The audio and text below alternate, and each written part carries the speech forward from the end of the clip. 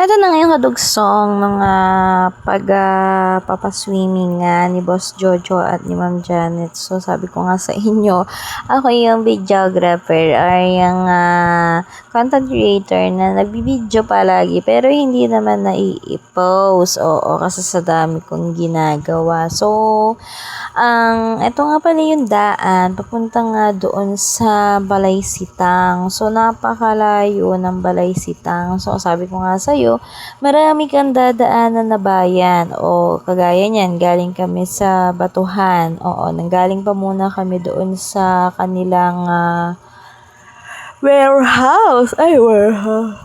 Ano ba yan? Pag nagbo-voice over ako, inaantok ako. O yan, dinaanan din yung liyang, diba? Napakarami nga nadadaanan nito. Kung kami ay galing sa Batuhan, tapos ay dumaan kami sa bayan ng Pami, tapos dumaan kami sa 2, sa 3, sa 4, tapos bumaba ng 5, bago nadaanan yung Mayatba, tapos sunod na ay yung Mayatba, Liyang, Kataypuanan, ayan, kasi nga sabi ko sa'yo, napakarami nga dadaanan ng papunta dito sa Balaysitang, pero worth it naman yung ganda na makikita mo kasi talagang super nature.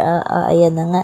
So, ayan, may paliguan din dito sa Liyang ba to? Baka Liyang yata yan. So, hindi ako masyadong familiar kahit na ako ay taga-Pami. May birthday ha? Pwede bang bumaba dyan at makikain muna? Joke lang, hindi ko kilala yan. Ayan, ito yung sinasabi na parang spillway yata yan. Spillway. Basta paliguan din yan dito sa, ayan nga, Liyang nga yan. Super nature na nature ang atake ng mga paliguan dito kasi tingnan mo naman napakarami pang puno. Oo, hindi pa sila gasinong suga pa sa ayan, meron din sila ditong court. So, meron ditong sarili silang school, yung mga dyan sa may mayat ba ang kanilang school. Oo, hindi na kasi, kung halimbawa dito pa sa Liyang, tapos papunta ka pa dun sa bayan dito sa Pami. Abay, napakalayo naman, diba? Kaawa rin naman yung estudyante, kaya nga super thankful din sa DepEd kasi meron extension ng Pami. At ayan na nga, sa sobrang layo nga naman ni Ray. Hindi rin naman naabuti ng mga ilang oras ang pagbiyahe. Ay, ako. Nag-voice over yan, inaantok. Ewan ko nga ba, every time na mag-voice over ako, talagang inaantok ako. Ayun, tingnan mo. Marami pa rin dito mga kabahayan, dito nga sa dadaanan. Pero dun sa may paggabi, ay naku, sigurado. Kaya kilala nila. Pag ganitong mga kalugaran, kilala yung mga taga rito. I mean, magkakakilala lang sila. Unlike ng sa mga bayan-bayan na syempre masyado nang malaki yung mga sakop nila. Pero pag ganito kagaya sa Liyang, sa Mayatba, magkakakilala lang ang mga tao dyan. Kaya pag ikay naligaw sa ganitong lugar, ay parang kang alien, oo.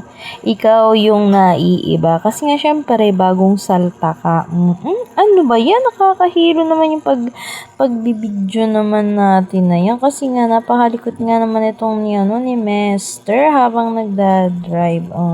May tindahan nga, wala naman tinda. Kasi nga wala naman bibili. Sobrang layo naman kasi.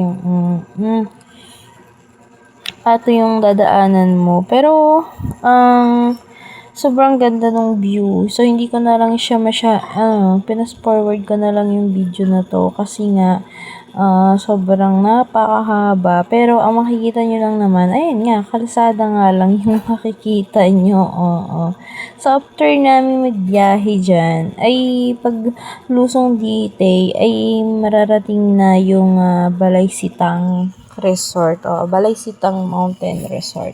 So, bakit nga ba dyan nga ginanap itong pagpapaswimming? Kasi nga daw nga, sabi sa akin itong mister ko, yung daw may-ari ng Balaysitang ay sa kanila or sa boss nila kumukuha ng mga mga gamit sa pang-construction. Kasi nga, ang May 5 po ay May 5 Trading Construction Supply. Oo.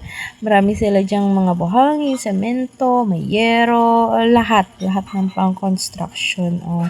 Kaya, kung gusto niyo ng mura, affordable at talaga namang quality, ng mga product ay ipopromote ko na ang May 5 Trading. Matatagpuan lang po yan sa Barangay Batuhan, katabi ng Iglesia ni Cristo, dyan sa may Batuhan.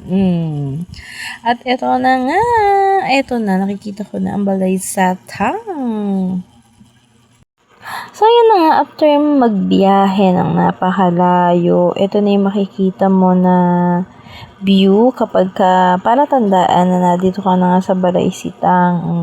Balay Sitang Mountain Resort. So, nung unang pumunta kami dyan, wala pa yung Balay Sitang na yun. Pero ganito na yung ganito na yung look niya. Ayan, ang paparene, bumaba na sa sasakyan nga ni. Kasi nga, nakasasakyan sila. So, minsan lang mag-akit si Ka Jojo ng mga ganitong event. Kaya talagang dapat huwag mong papalagpasin dahil libre na.